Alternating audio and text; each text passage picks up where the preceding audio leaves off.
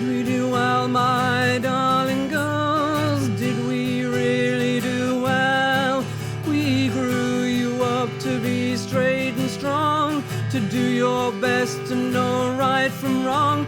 But we grew you in this awful world, a world that's hard and tough for girls. And part of your strength was to take it and make it okay. But it's not okay, my darling girls, in this fucked up, muddled up, mixed up. Everybody, thanks for joining us. Hope you enjoyed our little slideshow there.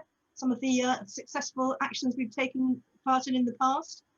Our backdrop today is from our first ever demonstration against transgenderism, where you can see some very familiar faces. I am in there. I'm moving to the side so you can see there's me, slightly younger version. Keep trans out of women's sport. Well, that one runs and runs. While we're waiting for people to join, just let me tell you a little bit about stuff that's going on with our object issues. On the prostitution front, Dame Diana Johnson's bill in the UK Parliament didn't get read on the 5th. There was some delay, it's been put off, so there's still some hope there. Very, very bad news on the prostitution front is that Fiona Broadfoot's case to get the criminal records of women who've been in prostitution changed so that they haven't got to go with those convictions all their life, has been changed by the police on appeal. They've said, no, they don't want those convictions wiped from women's records. They've got to carry on all their lives not being able to get a job with people because they've got a criminal record. And I know Fiona is very, very, very disappointed about that. So we hope that she will appeal, and we will be supporting her in that because I can't see any reason. These are women who were trafficked and criminalised at the age of 15 and 16, and their pimps who had them out there on the street were taking their money and walk away with no criminal record whatsoever. So that's bad news, and we sympathise with Fiona, and we will be supporting her to do something else about it, I hope. Porn, they're still taking down content on those nasty sites, and we've got a little bit of action, which I'll try and put up in the chat. CEASE, who are one of the big anti-porn organisations, are doing some research as to how best to present their arguments. So it's something that we can all contribute to, like, would you think this is more persuasive than that? Because obviously we've got it in the public eye now, we need to work out the best way to convince people. Strip clubs, I'll be putting up a link to a 2-minute action you can take on that. Surrogacy, we've got a new blog post on our site about how surrogacy is being snuck into the law here in the UK on the basis of a mere 343 letters sent in to the Law Commission. Now, if we all got together and wrote letters about what we want done about rape or domestic violence, we would get thousands. And do they do anything about that for us? No, they don't. So the so-called Independent Law Commission is not independent at all. No women's groups, can you believe, were consulted in changing the law on surrogacy. But we have done our own consultation, which some of you have contributed to, and we will be sending that along to the Law Commission very, very soon. On transgenderism, as you know, we've got Jennifer here today, and you'll all be familiar. This is a funny one, to be honest, you have to laugh. They've decided in Brighton that they won't any longer in the midwife clinics and things like that refer to breastfeeding. It's now got to be chest feeding, because there might be a man there who thinks he can feed somebody from his chest. It caused a huge rush of protests, letters all over the Daily Telegraph. All the Blue Rinse Brigade in the Conservative Party were up in arms about it, because of course, as Eureka says, it's infuriating and dehumanising. And the Guardian, I don't think, mentioned, was quite happy with it. Let's move on to introduce Jennifer, who is joining us from the USA. Jennifer is a New York businesswoman, artist, and campaigner. She was the first person to really publicize the money behind the gender identity industry and to show that it is not in any way a grassroots or human rights movement, far from it. She is now a prominent campaigner on this issue and on transhumanism, and runs her far-seeing blog, the 11th Hour blog, which we'll try and put up in the chat. Jennifer, unfortunately, lost her business in the COVID lockdown and has had to start all over again. Very, very tough. Your contributions or subscriptions via the 11th Hour blog would be much appreciated. She's personally and single-handedly revolutionized the way we see gender identity. So Jennifer, thanks so much for joining us. Good to meet you again. Oh, hey, Janice. Hi. Really good to be here. I'm really happy to be in such a casual format for an interview. Yeah, very chilled here. Yeah. You know, Very Janice chilled, told me early on here. I could even curse if I had to. Yeah, we've been through that. Yeah, no, please, if Jennifer or any of us curses, it's not intended to offend you. Just pass that. Yeah. So Jennifer, we want to know how you became such a rebel. Please tell us a little bit about the family you grew up in, how things were for you, how did you get started in your career, and how you first became aware of feminist issues. Okay, so if I forget one of those questions, you can just lead me I'll on interrupt back. and remind you. Yeah. But before I get started, I just wanted to say that, you know, I like single-handedly did this, and, you know, I don't think activists work in individual bubbles. You know, we are a product of the people that came before us and the people that are surrounding us and working alongside of us, our comrades. And I have a lot of amazing, amazing people around me and teaching me every single day and uplifting me when I don't think I can take another minute of this issue. So do we. So I want to give them all a big shout out. Yeah, please do. You're in my heart. Okay, so back to little Jennifer. Back to little Jennifer. I was born in Queens, New York, to a working class family. Mom and dad and two brothers on either side of me in quick succession.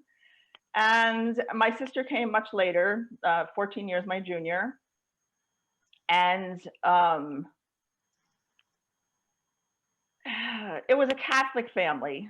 So, you know, I had that, you know, that early Catholic training to be a guilty young woman. You got the guilt, yeah. Yeah. It didn't last though, it didn't stick. So much of that training, early training, didn't stick. I sort of had my own mind pretty quickly. And there wasn't really too much striking about my family, but there was a lot of things going on in the culture at that time. I was born in '58, I'm 62. So I grew up in the 70s and the 80s. So there was lots of cultural upheaval, which I'm sure impacted the family in enormous ways and me as well. I can't really, my memory is it's a mess. So I can't really remember all of that. And it's even an ongoing joke in my family that, you know, I don't remember anything from the past. I have a cousin who's my age and she's like, she remembers everything, like minute details of everything that we lived when we were kids. Thank God, you know, because I don't remember anything. But yeah, you little Catholic girl, you did what your mom and dad told you. You did your homework. You didn't go out with boys. Pretty much. But you know, around puberty setting in, I started to get a little cranky with this whole, you know, do what you're told thing. And you know, because I had aspirations of my own, I started painting around 12 years old, 13 years old, and I knew that this was intrinsic to my being. Like, this is what I was, you know, here for on this planet. And so, and I was painting all of the time. You know, other kids would be out like doing other things, and I would be like building and creating and drawing and painting, and mostly painting by that stage. Wow. And you know, the parents were like, you know, yeah, you know, that's a nice little hobby, but you got to learn how to cook and sew and do all this other stuff so that you can be a good wife and a, you know, a mom, you know. And you know, nothing against wives and mothers, you know, if that's your thing, that's cool, you know, but I knew very, very young that that was not something that I aspired to. You know, I was a painter and this is what I was doing, you know, and my parents were kind of like, you know, well, she'll grow out of that, you know, and I never really grew out of it. And, you know, as things went on, it became a point of contention because I didn't want to fit into this mold that they were, you know, trying to stick me in.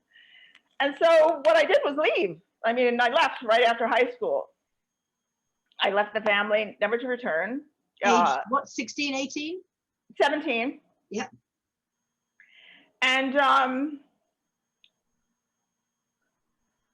yeah, I couldn't stand school either, man. I mean, like high school was just like put a noose around my neck and like hang me from the rafters because I couldn't cope with that kind of learning.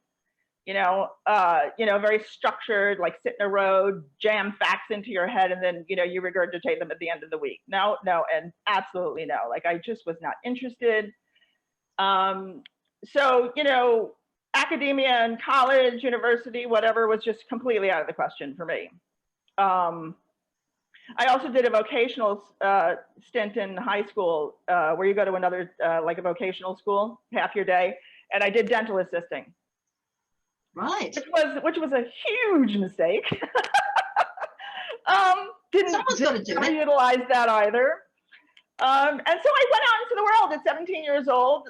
You know, I got a job. I think I was a waitress for a while. I was a waitress for a while. And, you know, I had relationships. I was painting. I opened up an art studio gallery in upstate New York. I met lots and lots of people, had relationships. You know, I traveled. You know, and if you're going to be an artist, this is what you really need. You know, I mean, anybody can learn how to paint, but being an artist is something else. You know, you have to learn how to live. And, you know, you have to have a lot of experience, and you have to be able to process a lot of stuff, you know, so that your art gets really good. So that's basically what I was doing. And that's, you know, I was in my mid-20s when I ran into feminism. I was, you know, absolutely a voracious reader. I mean, book after book after book after book, cultural, political, travel, art, everything. And I just devoured books, and I happened upon feminism that way. And who did you happen upon? Can you remember? Oh, the first book I ever read by a feminist was Cancer Journals by Audrey Lorde. Oh, Audrey Lorde. You started in a good place then. Yes. Yeah, cut to the chase. And my head exploded. I was like, oh my God, thank God somebody figured this shit out. And, you know, I mean, I hadn't met women like this before in life, you know? I was like, this woman is a powerhouse. She is a powerhouse. I want to meet more women like this. And how do I do it? Yeah. And so then I found myself working in domestic violence. And there, lo and behold, were other women like Audrey Lorde. And I continued my self-education. You know, I'm an autodidact. So, you know, I continued my self-education in feminism and reading book after book, you know, all the American feminists, all the French feminists, you know, on and on and on. And I was working in the shelters. I worked in the shelters for probably 10 years. And part of my position there was living there part-time. So you're basically engaged in the household and doing intake interviews and counseling the women and really learning about their lives. And you're living with them, you know, to see how they function and everything after being traumatized. And so it was a real education. It put sort of a, you know, you can have feminism in your head, you can have feminist analysis in your head, but this was a way to really, like, this was seeing what was actually happening in the culture. These weren't some kind of special women. They were just women in the culture. And they were flowing through our doors in droves. We never had enough room for women and children. And so it really gave me, you know, an up close and personal take on, you know, misogyny, you know, how deep that runs, what it looks like when it plays out on other people, on women, patriarchy. Yeah, you know, because so many of the men were, you know, just able to continue doing what they were doing. Yeah. So yeah, that was my intro to feminism. Wow. And did you get into any other issues as well, or was feminism, that's it, and you were set on your path? That was kind of it, you know. I mean, I was working as an artist, you know, I had to work for a living. So, you know, I already had a lot going on. I had relationships. So, you know, it was always feminism, you know, it was like feminism, you know. I mean, once I got on that track, it was like, yeah.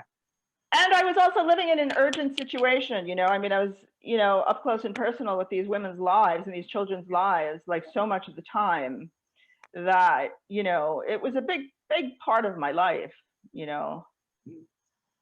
And when did you first become aware of the gender issue?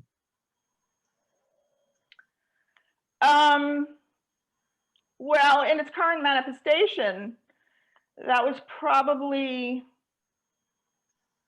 through my work in environmentalism, which sort of I sort of took like a sabbatical from feminism after working in the shelters so long. I started to get I was also doing some other social work stuff, working with substance abusers around HIV.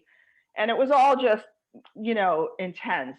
And I had been at it so long that I started to feel like I was hurting myself. And I also felt like I was, I could only see the world through feminist glasses now. And I think that's a dangerous place to be, trapped in any kind of single analysis or single lens view of the world. Because, you know, there are many ways to look at the world and many different lenses. And you need to be able to broaden yourself to understand other people. And I wasn't capable of doing that anymore. I was getting very aggressive and I was very intense. I mean, you know, as an artist, I was a pretty intense young woman anyway. You still are quite intense. No, am I? We like that. I've calmed down a lot. So I just started to go outside of the lines. You know, I became like a very bad feminist. You know, I started hanging out with bikers and having a loads of fun. I mean, I love bikes, and hanging out with people that are much more conservative. I was reading Rush Limbaugh at the time, who I found really hilarious. And I thought, oh, you know, this, you know, he's on to something. You know what I mean? Like, if you're going to make a caricature of us, you know, this is good. This is good stuff, you know? So I was able to appreciate other people's views without getting so, you know, crazy and intense, you know? And then I was still reading voraciously at that point, and I happened upon a book by Jensen, who is a phenomenal environmentalist, a philosopher, writer, thinker, and has been an enormous influence on me and my work. And I picked up one of his books, and my head exploded. I mean, it absolutely exploded. And he made all these correlations between, you know, feminism, patriarchy, misogyny, the way that men treat women, and the way that men treat the planet. And, you know, yeah, so I started reading a lot along those lines, reading feminist material again, but as it related to the environment. And yeah, so I became an ally of Deep Green Resistance. And that's the organization founded in part by Derek, environmental organization, very grassroots, very cool organization. And he asked me, this was like way back in 2013, if I would secure some speaking venues for Deep Green Resistance, because they were unable to speak. They were blackballed and censored everywhere they went.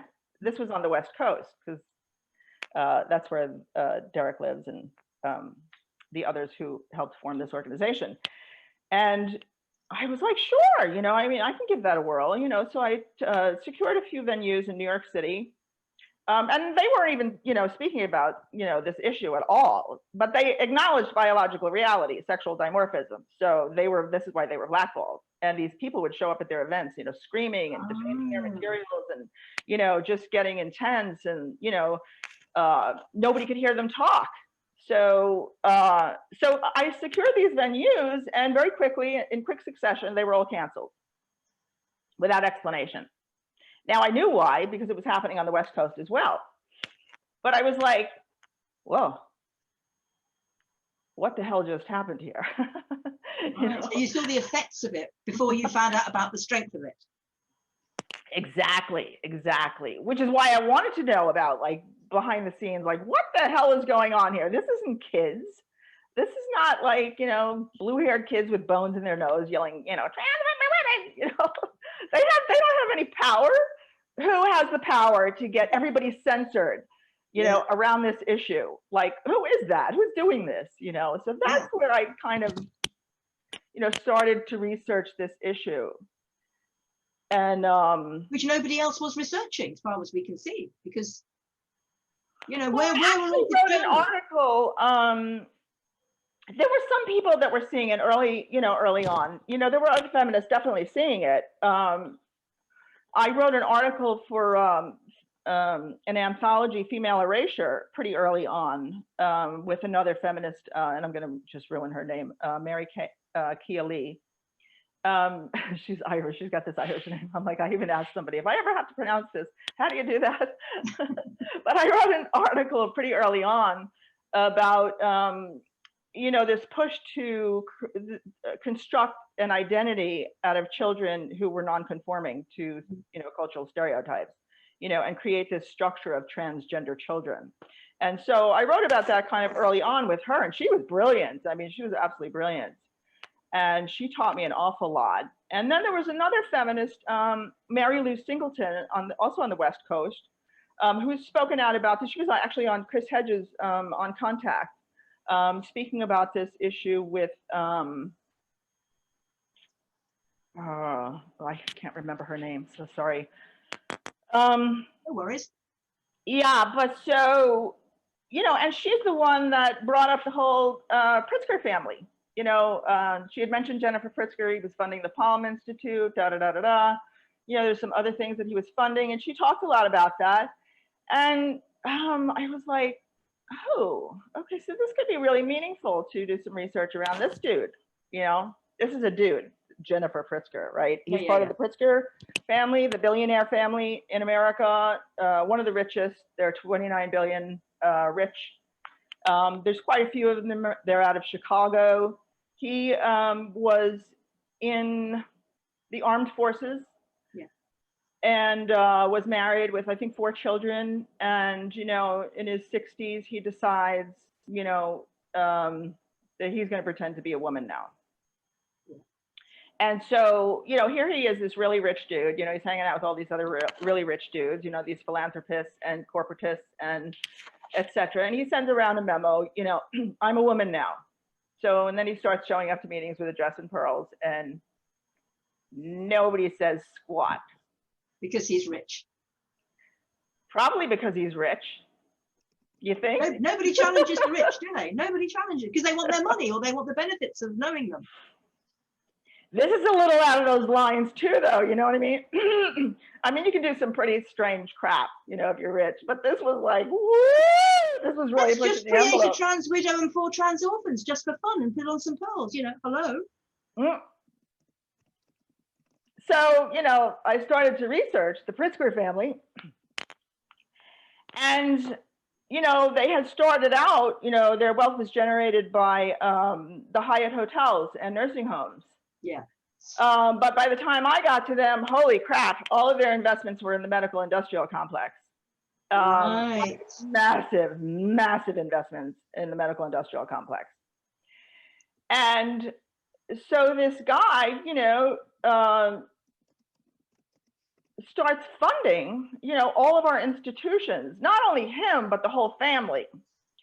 Starts funding all of our, you know, educational, cultural institutions to drive this ideology of disembodiment, basically, through our institutions. I mean, we're talking millions and millions of dollars, just like flowing, you know, into these institutions. And, you know, they basically have Chicago like sewn up, you know, in terms of money. I mean, all the money in Chicago is probably generated. A lot of money in Chicago, yeah. Yeah, and, you know, they single-handedly, practically, what's her name, Penny Pritzker, his cousin, single-handedly got Obama elected, pulled him out of obscurity, and, you know, helped fund his campaign. And of course, he became the first trans president, driving through all these trans initiatives. You know, had a, you know, meeting at the White House with all the big kahunas of the trans funding, Stryker, Gill, and the rest, you know, at the White House to, you know, talk about transgenderism and get these initiatives passed through. Yeah. Yeah. So, I mean, I can go on and on and on about the Pritzkers. I don't know if you want to take up the whole interview with that, but it's not just them, is it? No, hell no, no. But then money finds money, doesn't it? The billionaires hang out with the billionaires, and they're just like us. They think, oh, you know, they've got a wet room, they've got 6 houses, I needed 6, I've only got 5. They're all just the same human nature as anybody else, but they have more money, so they worry about bigger things. Indeed. And And also, I insecurities. think that there's something special about them, though, in that they're very, very insulated. Yeah. They don't Yeah. live what we live, what the rest of the world lives. And there's so few of them that they actually live in an ideological bubble of their own making. And there's a really fascinating film by the heir to the Johnson & Johnson pharmaceutical Oh, yeah. corporation. He did a documentary on being rich and young when he was young. Oh, yeah. And when he got closer to the end of it, his father, you know, didn't want him to publish this, and neither did the friends that he interviewed. Nobody wanted him to publish this film, but he published it anyway. Ooh, And can you remember the name? Or we can Google it. just Google it. You know, I think it's on Netflix. It's the heir to the Johnson & Johnson corporation, pharmaceutical corporation. And, you know, he talks about this. Okay, so there's so few people that are this mega rich that wherever you go in the world, like if you're going to go, you know, you're going to go on vacation in Greece, you're not going to meet anybody outside of your little bubble. You're going to meet the same people over there. So everywhere you go, you find the same pocket of people, you know, because the rest of the culture and the rest of the people can't really touch, you know, your wealth, you know. And it's very awkward to hang out with people. You know, you want to hang out with a custodian if you're like, you know, mega rich, you know, you're always going to be buying all the food, you know, you're going to be buying like $5,000 purses when they, you know, are barely feeding their family. You know, it's like, No, you know, so it was a really fascinating look at, you know, how wealth functions and how they get so insular. Yeah. So Pritzker was not the only one. I ran into, okay, so then, you know, you have these men with a fetish of autogynephilia. We'll talk about that later, but we have this, who have this fetish of autogynephilia that are driving this through the culture at warp speed. Gender identity, disembodiment, and making an identity out of that, a medical identity, right? And all with connections to tech and pharma. So that is, you know, the medical industrial complex is made up of tech and pharma. It's not just pharmaceuticals, but it's the whole medical industry, you know, technologies and research and hospitals and clinics and supplies, surgical supplies, and, you know, on and on and on, trainings, research. That's the medical industrial complex. And it is gargantuan. It's probably the biggest one, isn't it? Yes, I think so. I think it is, yeah. So, but then the other constituency there is corporate gay culture, you know, gay men, basically. Yeah. Driving this ideology. You have Tim Gill, who left his software corporation in Colorado, gay male, and started the Gill Foundation. One of the two largest LGBT NGOs in the United States. And he proceeded to send $500 million into driving, you know, transgenderism. Well, not just transgenderism, but working for gay marriage. And then once gay marriage was off the table, that was already, you know, procured, then it became transgenderism. And quickly on his heels came John Stryker, who is heir to a multi-billion-dollar medical corporation, and who has used the stock, you know, the money from the stock in his medical corporation to fund his own organization, Arcus Foundation. And they're tightly entwined. I mean, Arcus, John Stryker's sister, who runs Arcus, you know, works with Tim Gill in Colorado. So these people are pretty well connected in what they're doing here. And so, yeah, so and that was in 2000 when he founded Arcus Foundation. And, you know, he's also trained as an architect. He's also was in wealth management. He certainly wasn't a philanthropist, you know, from what I could find before he started Arcus Foundation. Right. He was really interested in making money and managing money and not giving it away. Right. So, and he was also trained as an architect, which really has served him, you know, very, very well in creating this just fantastical infrastructure for this. to drive gender identity ideology globally. And what I mean by gender identity is disembodiment. Yeah, We have to just keep clarifying that, because you go back to stereotypes and how people present and their identity and da da da da da da. It's disembodiment. This is what they're selling, and it's really, really important to remember that. So it's an escape from your body. You can be any body you like. Sure. Is that the idea? Yeah. Well, you have these already. Same-sex attraction has been corporatized by the medical industrial complex, because they entered it during the AIDS crisis, right? This little grassroots movement, still very green, right? But it's coming up, and in comes the medical industrial complex because of AIDS. Gay men are getting AIDS. So these structures come up to support them, to educate the public, to provide health, to provide information. To the gay men specifically. Yes, to the gay men. Exactly. And it was kind of a contentious relationship at first, but then as things went on, these gay men went on to, become like powerhouses, driving this issue. Now, this isn't the way the civil rights movement came up or feminism came up. It wasn't grassroots, anymore. No. It was driven into the culture. You are going to get on board with LGB or you're screwed. Yeah. And we will be the ones screwing you. Got on board. Yeah. Because if you don't, we've got so much money. We are pharma. We are God, Yeah. If you don't get on board, well, you're going to become financially irrelevant.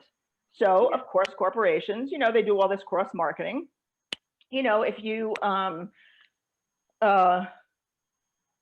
we'll be loyal to you if you accept our constituency, right? So, so then LGB is formed out of same-sex attraction, and they're corporatized identities. And the market, I think in 2015 was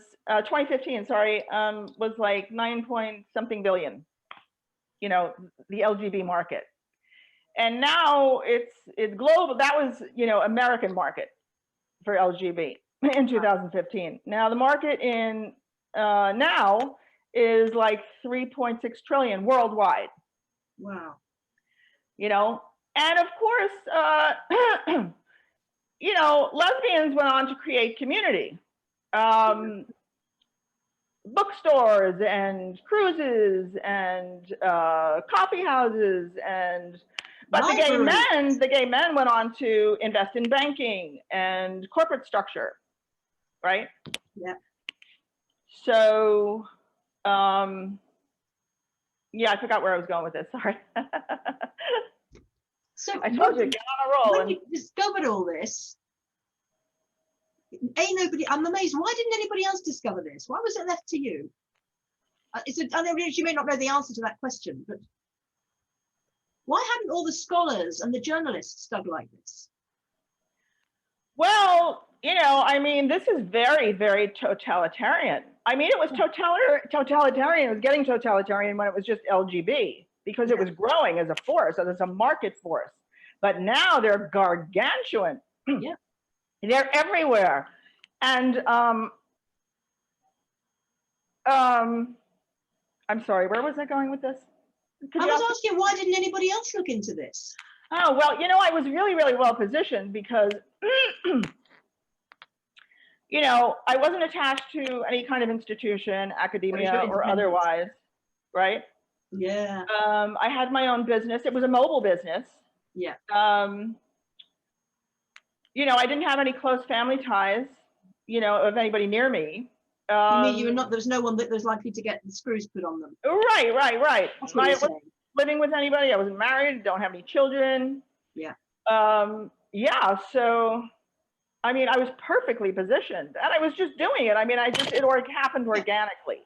Yeah. So what we're saying is very likely, we don't know, but there will be people in academia and in journalism who are trying to shine a light on this, and they would have been shut down. Like, oh my God. Or your job is gone. This is so censorious. It's so censorious. Basically, the media is not, you think you're reading Cosmo or you're reading Vanity Fair or you're reading this magazine or that platform, blah, blah, blah. But these are all part of conglomerates. And there's only there's really, I don't even know if there's 10 of them. and they're conglomerates, and they all interface massively with pharma. Yeah. Right? So you are not getting anything through that's going to jeopardize profits for pharma. You know, I had a partner whose brother worked at NBC. Now this is going back 40 years. And he told us then that, you know, if you try to get one line of dialogue changed at the last minute, it has got to go through this enormous chain of bureaucracy just to get one line changed. That's how controlled the media is. And people don't realize this. Yeah. Yeah. Yeah. So, yeah. And, you know, I mean, people have lost their jobs.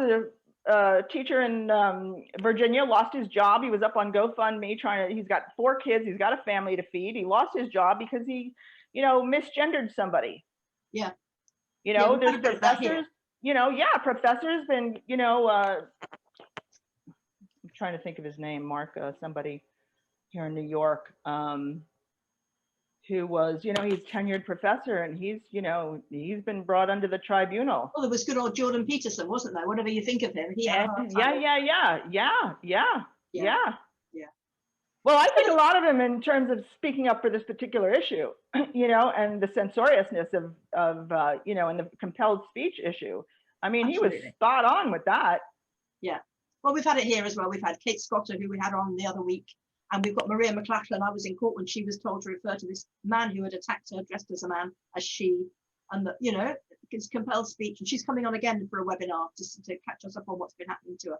It's one of my blog posts are, you know, about, you know, list like all these people that have been impacted on that, you know, on a, you know, through their job or, you know, through academia, you know, or their families were threatened. You know, you can see it all over social media, how these trans activists, you know, work as little minions for pharma. They think they're like, you know, yay, liberation, sterilization and liberation. Yeah, you know, like they have no clue. They've been so propagandized. Yeah. I mean, the propaganda around this has just been so relentless. It's mind-boggling. Yeah.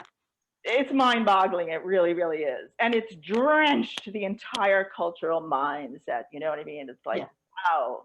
It's like a cult, really, driven by the market. No, it is a cult. It fits the criteria for a cult. Yeah. It is a cult. So, Rolly, so you were digging up all this stuff. The first time I came across your work was in 2018, your Federalist article. Yeah. And, you know, obviously, how did you come to write for the Federalist? Well, they published it, you know, I mean, I was because nobody else would publish it. Okay. You know, and they wanted to publish it. And I was like, well, it's really important. It's really, really important. You know, Breitbart wanted to publish me, and I was like, oh, I can't do that. You know, I can't that was a step too far. But I'll do the Federalist. Okay. You know, and I had a great editor over there who subsequently wanted the article that I did about Arcus Foundation. And by that point in time, she flatlined on me. Right. She accepted the piece and flatlined. Wouldn't even get back to me. You know, like, wow. Yeah. So then I published on the left. I went to Uncommon Ground Media, who you know, and you know, it's a left media in the UK, and run by Dan Fisher. He's fabulous. He's done so much, you know, in terms of publishing around this issue and other feminist analysis. I mean, he's published so many great people. He's terrific, and he's doing a great job at Uncommon Ground Media. So we've had this big kerfuffle here because all the people who've spoken out on it have talked with right-wing people. And then, as you know, we get this thing slung at us that we're all right-wing Christians. So I just wanted to give you a chance to say, you know, put your position on this. Are you a right-wing Christian, Jennifer? Let's have it nice and straight for everybody. No, but, you know, I have to tell you that I have aligned, you know, politically on this issue with people of the right. Yeah. And, you know, not just being published on the right, but aligned with like other people that are doing this work. And, you know, I've found not only really, really incredible allies, but, you know, some really excellent people and friends. Yeah. Yeah. And, you know, we don't go to those difficult issues, you know. There's one that we will agree on. Yeah. Yeah. And it's been quite amazing and eye-opening. And And also, you know, fairly recently, my blog was called out on Tucker Carlson by Kara Dansky. She's over at the Women Human Rights Campaign. She's on the steering committee, or runs the, I don't even know. Yeah, we know Kara. Sorry, Kara. But she's fabulous. And she's done a lot of work on this issue. And I forgot where I was going again, sorry. Your blog was called out by her. So she oh, right, on Tucker Carlson. And so, you know, all of a sudden my inbox was like full of all these conservative people going, oh my God, thank you. Like, thank you. And we're okay with LGB. We just got to get rid of this T, you know. So now, how true that is and how superficial that is. I want to be 100% clear that we have to work with right-wing people, because the left-wing people won't touch it. They have drunk the Kool-Aid. The Guardian newspaper will not open its mind to the negative effects, even though we've had cases in the courts of law and there are more coming through. They will shut their minds to the harm. I believe the BBC has got 10 times as many trans people as in the general population. And these people are often, as you say, the gay guys. They haven't had family commitments. They've thrown themselves into their work. They've got to the top of these organizations, charities, businesses everywhere. And they feel this agenda suits them. So we work with the right because the left won't have us. And it's too important to let it go. Way too important. I mean, this is, you know, this is the last hurrah for humanity. Yeah, if we don't get this right. Well, this issue is stopping us fighting all the other women's rights battles we'd like to. Well, of course. Which haven't gone away. How convenient. Worse too. Yeah. How convenient. Isn't it just? Yes. So, true trans. I mean, we have a number of organisations who believe that a small number of people really are true trans. Deep down in their hearts, there's something different, or in their brains, or in their dicks. I don't know where, but there's something different about them. We don't actually subscribe to that view. What about you? What do you think about true trans? I think you just answered it with that little shrug. You know, it's just corporate, you know, it's just corporate propaganda, you know. Do people have body dysphoria? Sure, people have body dysphoria. Lots of people have body dysphoria. But dysphoria is just a Greek word for discomfort. That's all dysphoria. I mean, I knew my ancient Greek studies would come in useful. Today is the day. Dysphoria means feeling bad, okay? I feel bad about my body frequently. In a society, just being fat is enough to make you feel bad about your body. There is nothing special that says if you give it a Greek name, it becomes more real than things that haven't got a Greek name. Right.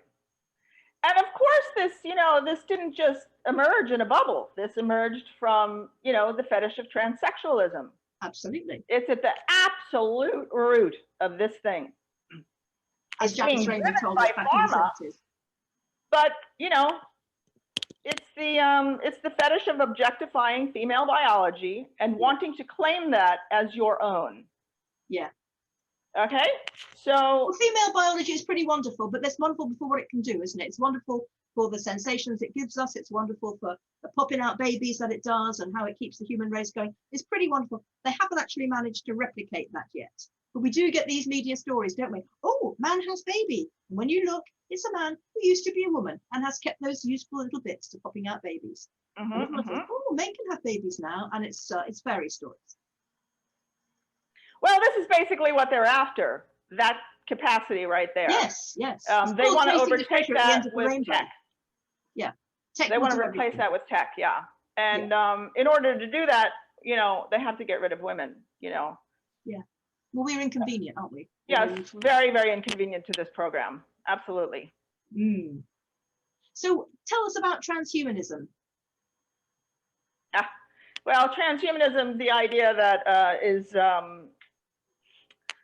it's a sort of progression from I'm fond of saying we're already halfway there, so don't worry about it so much, you know, in terms of like a future thing that's going to happen to us. We're already halfway there. Look at us, we're having a conversation on Zoom, right? As is the rest of the free world now.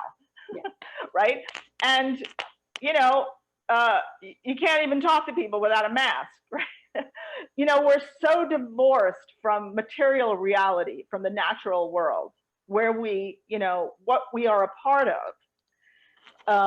You know, we don't know where our food comes from. You know, we think it grows in the supermarket, right? We get in our car and we go over to the supermarket, we get food, right? Most people don't even think about where they get their food anymore. And, you know, so we're really, we're already there, you know, in some regards. But, you know, as it progresses, it's more of a melding with technology, humans with technology, including artificial intelligence. And this is where this, where transgenderism is actually leading. You know, I said at the seat of this movement, at the root, is this transsexual, Martin Rothblatt. Now, he's also a transhumanist, and he believes and has written about sexual dimorphism being tantamount to South African apartheid. He wants to deconstruct, and he's doing it. I mean, he is actually doing what he has set out to do. He's kind of a genius, I mean, in many regards, but he's also completely insane. He believes he's made a robot of his wife, so he's really, really invested in artificial intelligence and melding us with artificial intelligence and technology toward full disembodiment, you know, which would be like more like post-humanism, you know, where you don't need a body anymore. That's where he's going. But right now it's, you know, transgender to transhuman. And really, when you look at this in this context, transgenderism, yeah, it has nothing to do with human rights. It's an ad campaign. You know, I mean, big pharma and the entire medical industrial complex and the largest law firm in the world and all these big kahunas, these big players in the culture, don't give a crap about anybody's self-expression. Yeah. They don't give a crap. They give a crap about profits, right? So why are they investing so much money in a minuscule, not money, but cultural change, rapid, forced, incredible cultural change? Why are they doing this for a minuscule part of the population? Money, money, money. Well, they must be expecting a whole lot more of them, wouldn't you think? Yeah, yeah. Definitely. Well, these, you know, this is the groundwork. This is a way to get laws changed. Yeah, we know. Yeah, for augmented human beings, and to get them their own category. Yeah, it's a bridge. Because you can't just really just take people, you know, our societies as we know them, and just leap right into transhumanism. Oh, we're going to be robots now. Right? Little baby steps.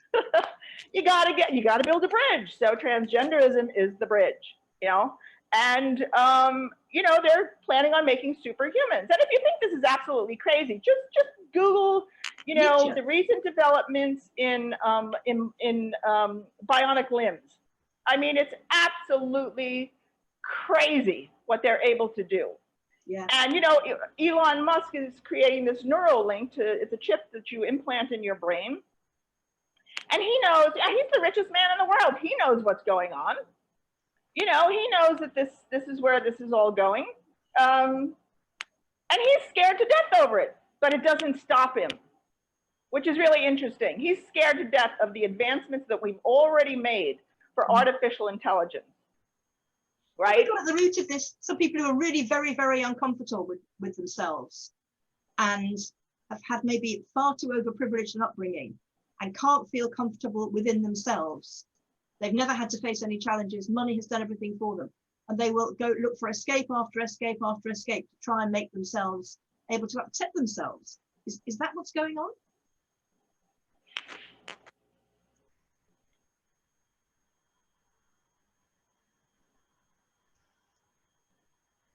I don't know. I don't know the answer to that question. I just know that from studying this guy at the seat of this movement, I mean, he's not just a, you know, transsexual and a transhumanist, you know, fetishizing, owning, you know, female biology. He is absolutely, he wrote the first legal document giving structure to disembodiment within the law.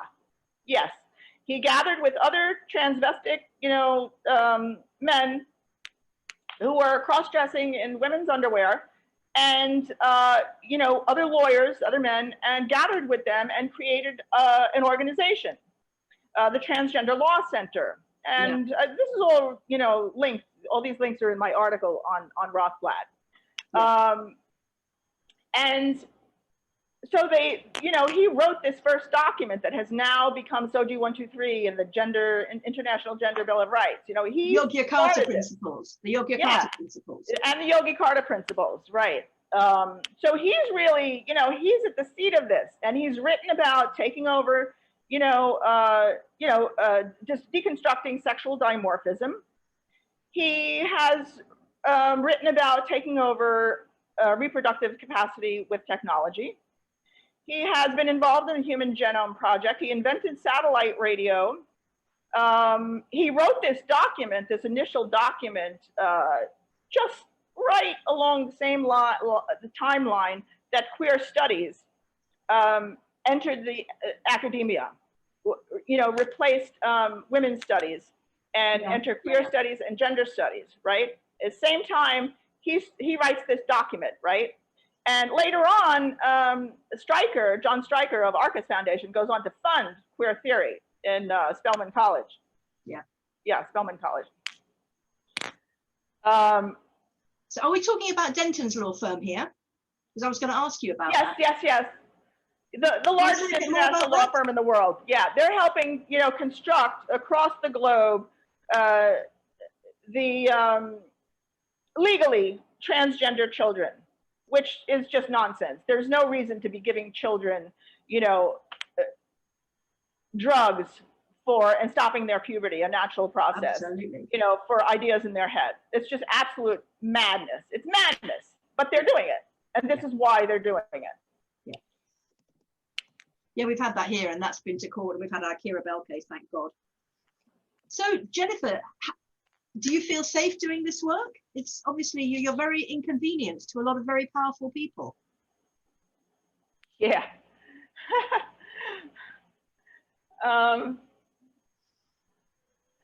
Most of the time I feel okay, but when I was, I later, I was an ally to DGR, and I was later became a member of DGR. And, they're a force to contend with in terms of activism. They really teach people how to grow courage, by standing together. And, there was an activist in the environmental organization who I read kind of early on when I first entered this kind of activism. And he was talking about, he was being arrested and stuff, and he was talking about growing courage. Like, you have to flex your muscles. It's like a muscle that you have to, keep flexing if you want it to grow strong. And so, being part of Deep Green Resistance and watching other people really, really step up, helped me to push my own boundaries, what I felt comfortable with. And yeah, so I think that that's really helped me quite a lot, just not really worry about it. Because, and I also realized, if we don't do this, I mean, I got to tell you, I'm really not one for interviews. I mean, I really don't like them. You dodged me a couple of times. But I'm doing them because I have to do them. I have to step up, and I feel, a little bit more comfortable than I ever have before in going that direction. But the information really, really needs to get out there. So it's important to work past your comfort zone and push past that, and and step up, because, like I said, this is the last hurrah for humanity. I mean, if we don't get this right, if we don't expose these people and their agenda behind this, because we need a mass movement against this. We need more people. It's not going to work on just, the level that we're doing it now. We have to get more people on board, which means breaking through this indoctrination, this propaganda, this cult mind, and also reaching the general public. People have got to get on the ground. They can't just, remain in their little activist communities, like putting out information for the choir, singing for the choir. Do you know what I mean? You have to get on the ground and start dispersing information, like in real life, material, like paper material that people can read, the general population. This is what they did in Germany, Sophie Scholl and her brother and her little group. They took pamphlets, they took, papers, and they stacked them around the university, and, well, they got caught and they got killed for it. But, when she was walking to the guillotine, she said, oh, it's a beautiful sunny day, and too bad I got to go. But, woo, now that's courage. That's courage, and that's love. It's Yeah. love and it's self-respect. And even her parents supported that. Yeah. Wished her well, gave her their love. I mean, woo! You know, that's coming from roots in like being able to love and courage and stepping up politically, you know? Yeah. Yeah. You know, when you can send your own child to the guillotine and say, you know, you got my heart. Everything. Yeah. Yeah. Amazing. Got to be done. Yeah. Got to be done. Have you had much trouble with death threats and all that stuff? No, not so far, which is really striking to me. Maybe it's because I don't do a lot of public, interviews and stuff. I've just basically been writing and doing my blog, and I don't know. I really don't know. I mean, I had some activists call me one night, call me some horrible names and stuff. I remember asking you this question when we met, and I said to you, have you had any trouble? And you shrugged and said, well, I'm from Queens, Can you unpack that for the Brits a bit, please? What does it mean coming from Queens? Well, we're a tough lot, I mean, as kids, we used to just, in the summertime, we'd like leave our houses in the morning with our bikes or our roller skates, as a pack of kids. And we'd go, 5 towns away and then come back at dinner time, with just ourselves to, and we got into all sorts of stuff. So you get into stuff and you get out of it. You figure out how to live, right? So you become very sturdy as people. Yeah, so I think that's probably It stood you in good stead, obviously. Moving forward, President Biden has just signed this order in, hasn't he, admitting men identifying as women to all women's rights, roles, sports spaces, and so on. How do you think that's going to play out in the long term and in the short term?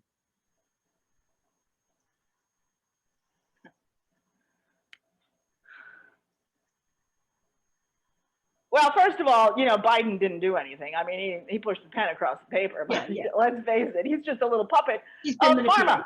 Yeah. Pharma owns the Democrats. They completely own the Democrats, and they own Biden, and they owned Obama, and he's just on board for the agenda. He's along for the ride. You give me your money, and I'm going to sign all this through. He was already on board with. He was at that trans meeting at the White House with all the big kahunas of the of funding this. In the Obama administration. He knows what's going on, and he's right on board for it. So, So how's it going to play out? Well, in the short term, I mean, is women's sport just going to disappear? Well, it's an interesting front, the women's sports issue, because it's something that men relate to a lot, and it's obviously apparently, very, very unfair. Who knew? Yeah. So it's going to be interesting to see what plays out. I really have no idea. I know that sports medicine is an incredibly, huge industry. So, sports is very important to pharma, and so is transgenderism. So if you start screwing with either agenda, so they it's not going to be an easy process, as we see. In a way, they could be shooting us. If the sports events for women close down, then that's going to be less massages, less drugs, less sports medicine, isn't it? And I can't see how they can keep going. Or if they hang in there and they're getting more injured, then there's going to be more medicine. Oh, and that's good for business. Surgeries. Yeah. Tremendous. Wow. I was just thinking. Which of your views have you had the most stick for? You express a lot of controversial views, as we do. Which would you say has got up people's noses the most? That women are human. That women aren't human. That women are that human. Women are human. Okay. That's gotten the most vitriol, I would say, if that's what you mean. The most hatred, the most vile, the most vitriol. The idea that women are human is We're supposed to remain a problem objects. for people. As you can imagine, if this project has advanced this far, you can imagine, that what a sticking point that is for people. That we are human. Yeah. Just like the men. That's what people are screaming about all over the place. Yeah. What did you think having about none of that. They're having none of that. No, that's right. It's a pretty basic one. I think we could, that's why we called object, because that's where they want us to stay. Objects, a thing out there that we can manipulate and use. What were you encouraged by the results of the Kira Bell case that we had here in the UK? Well, I don't know yet. That went into appeal, didn't it? They've been given leave to appeal. Yeah. Yeah. So, check base with me after that appeal, what happens with that appeal. Because, again, pharma is our Lord. Pharma is our Lord, so I don't know. I think it's brilliant. I think it's amazing that it happened, and it's great. It's a great little development, but don't you take your eye off the ball, not for one little second. Don't you get comfy with that little win, because it is a little win. I know it's probably a lot bigger for you because you're in the UK, but I'm looking at the infrastructure behind this, and going like, oh yeah, that's good. Thinking about the psychology side of all this, there've been a number of dissociative disorders that keep popping into the DSM, don't they? The big list of the American Psychiatric Association pops out as being things you're allowed to diagnose, and it changes. Homosexuality was on there until they realized that actually it's okay for people to be same-sex attracted. And they've got all sorts of, depersonalization disorder, derealization disorder, dissociative identity disorder. Do you think these are all just little baby steps towards the disembodiment goal that you're talking about? Is all the psychiatric industry on there as well? Well, I know the psychiatric industry is totally bought and paid for by Arcus Foundation, which is really just the medical industrial complex. Yeah. Yeah. So was that engineered through those illnesses? I have no idea. I mean, I haven't really looked into that, and I hate to speculate, too much, because this is already like, what kind of crazy crap is this she's talking about? You know what I mean? So if I don't have links and I haven't really looked into that particular part of it, to say yes, affirmatively, absolutely, this is what's going on, then I don't really kind of go there. You know what I mean? I don't want to speculate. Yeah, we had a guy that. here who wrote a book called Cracked, and he kind of doesn't take it as far as the gender issue, but he takes it as far as everything else. And basically, if you can manage to create a disorder and you've got a drug, if you've got a drug, you might as well create a disorder that the drug works on. And that sounds pretty likely to me. More than an agenda, I think it's really just part of how the capitalist market functions. They have to continually create new markets, so they have to break us down into smaller and smaller pieces. Like when I was a kid, we used to go to the family doctor. If you broke your leg, you went to the family doctor. If you had the flu, you went to the family doctor. If you had, a cyst on your ear, you went to the family doctor. But now you have all of these different pockets of medicalization. You have gynecology, and you have orthopedics, and you have, it's broader and broader and broader, smaller and smaller categories.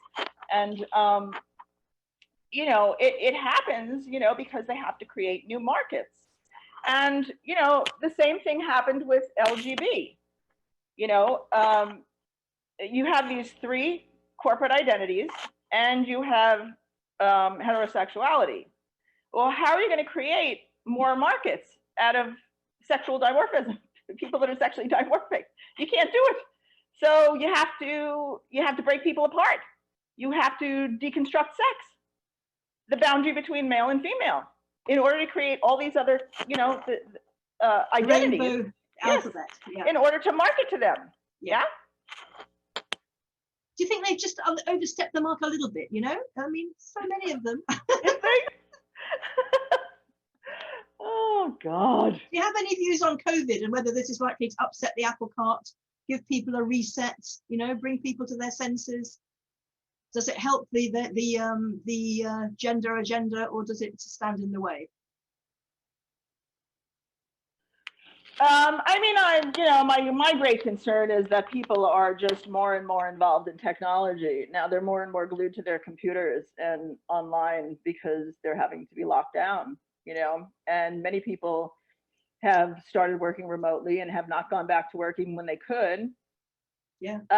So isolates us more and more and more. You know, we're not meant to be isolated like this, you know, and this is what, you know, this is what tech and capitalism are doing to us. You know, they're isolating us more and more and more and more, you know, taking us away from the land, taking us away from each other, you know, breaking down communities. It's pretty horrific. So on that level, I don't think it's going to serve us at all, you know. And, you know, again, I have to go back to the political infrastructure for this thing.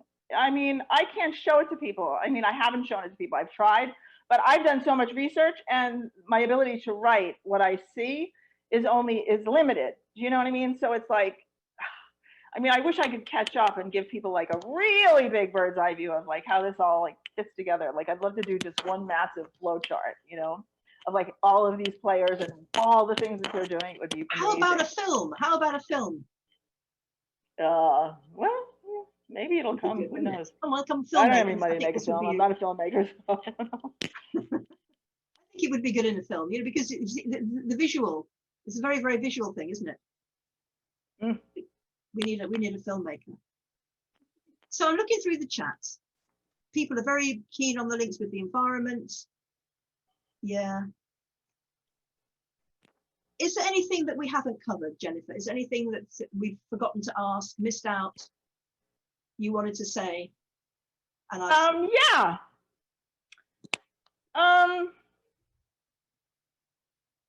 But I haven't really thought about how to phrase it, so just bear with me for a minute. Take your time. I think pretty slowly. There's this idea in the community, if you call it a community, but people that are gender critical are, I think, afraid to talk about the paraphilia of autogynephilia and where that's leading us, and the men that have it, and the men that don't have it, that don't necessarily have a fetish of objectifying female biology. But they go along and they are still objectifying female biology as if we were parts to wear. Yeah. Yeah. And you cannot embrace this on any level and call this good. Yeah. Yeah. It's abuse. We say AGP is abuse. Yes, whatever you're going after in your little brain, whatever gives you your lovely orgasms, I don't care. If it's abusive to other people, particularly the most vulnerable and most oppressed already, the women and the children, then you can stop it. AGP is abuse. So we are normalizing this in the culture, which is the really big thing here. This is being normalized within corporate culture. The objectification, and this is not an accident. You know, this is being normalized in the culture, taking over female biology and using it for your own. Yeah. Whether it's for sexual gratification or profit, it's a massive leap from all of the objectification that we already experience. It goes, you know, full tilt, like there's, you know, off the cliff, right? Yeah. Because this is why they're disappearing us in language, right? Yeah. Because they are literally deconstructing us. It's like a serial killer. Yeah. On crack. Yeah. And so you cannot give an inch to, like, I wrote a blog post recently about all these, you know, all these autogynephile confessionals are coming up. You know, you see them online, these men that, you know, oh yeah, I have this fetish, but I can't really help it. And, you know, this is how it evolved, and this is what it looks like, and da-da-da-da-da. And, you know, you have these women, you know, feminists, gender critical feminists going, oh, I understand. Oh, isn't that great? He was so honest. And I was like, oh my God, you know, I know exactly how the Boston Strangler got into all these women's apartments. He was a nice man. Yeah, he was a nice man. Yeah, he wouldn't do anything like that. I saw in the shelters. Yeah, I'm a nice person. So I must accept down the stairs when I was pregnant. You know, he trashed all of my stuff. But, you know, he's a good father, and, you know, he's a nice man. Yeah. Yeah. So actually, we're back to women are human, aren't we? Because we're not machines to be taken apart. We're not resources to be consumed. We are not something that you can exploit. We are human. We deserve the same rights as you have. And what we've got is the icing on the cake of the autogynephiles is more important than the bread in the mouths of the women and children. Their fetish is seen as more important than our basic, very, very basic human rights that we don't have. Obviously, what are they doing for women's rights right now?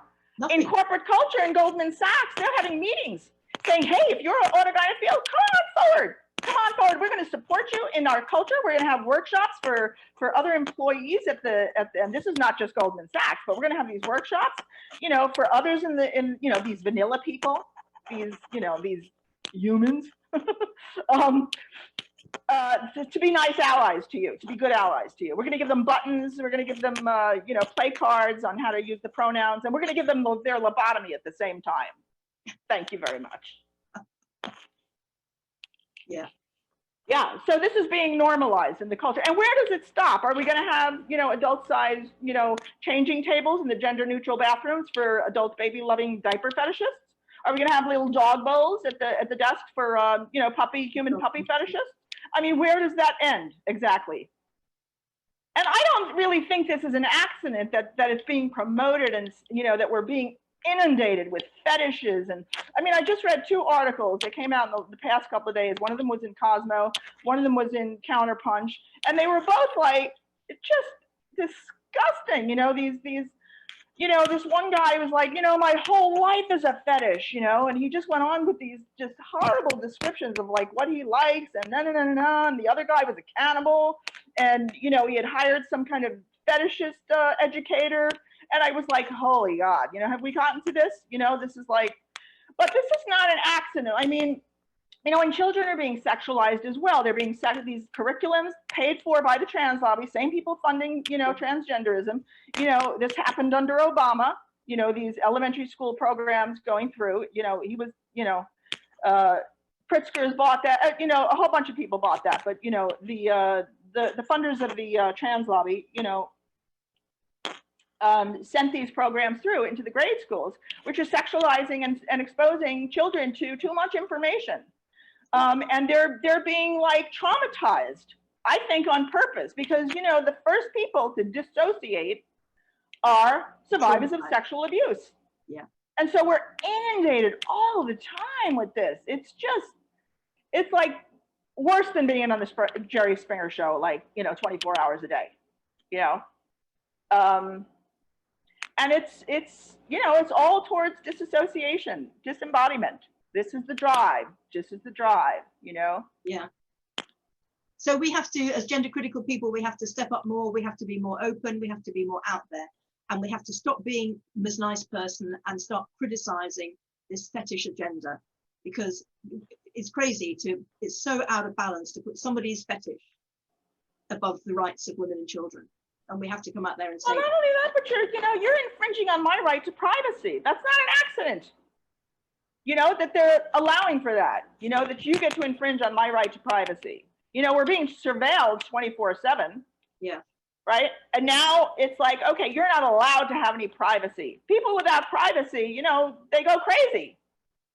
Right. You need privacy. You need to be able to reflect, to, you know, to evaluate, you know, inside your own mind, you know. But if you're inundated with all this sexual material and now these fetishes are all out in the public and you're being surveilled 24/7, I mean, it's very, very uncomfortable, you know. It really, it displaces people.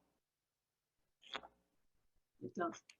I'm looking through the chat. If anyone's got any last questions they'd like to ask Jennifer, because we're coming to a close now, please throw them in there straight away. We will carry on being gender critical. We will carry on giving a voice to trans widows and trans orphans, if we can get any to come and talk to us. And when I first read your Federalist article, that was light bulb. I was already suspicious. I already knew it was all wrong, but seeing the money behind it, that's what did it for me. Because, you know, as you say, capitalism's gone crazy, crazy, crazy, crazy. I'm scrolling down. I think it's just all thanks and COVID, and people seem to have appreciated the interview.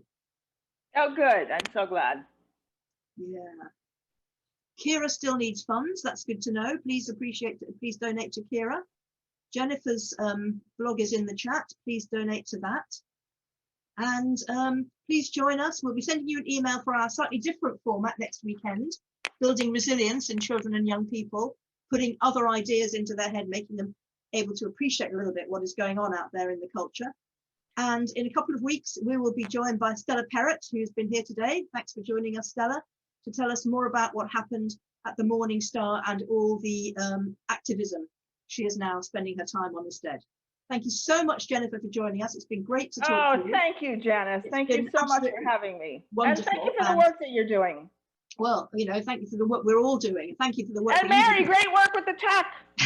If you didn't do the work that you did all by your little self, a lot of other people would never have got it. So we hope you'll join us again someday. So we're going to say cheerio now. Thanks everybody. And we hope to see you again next week and also the week after with Stella. Cheerio, everybody. Ciao. Bye.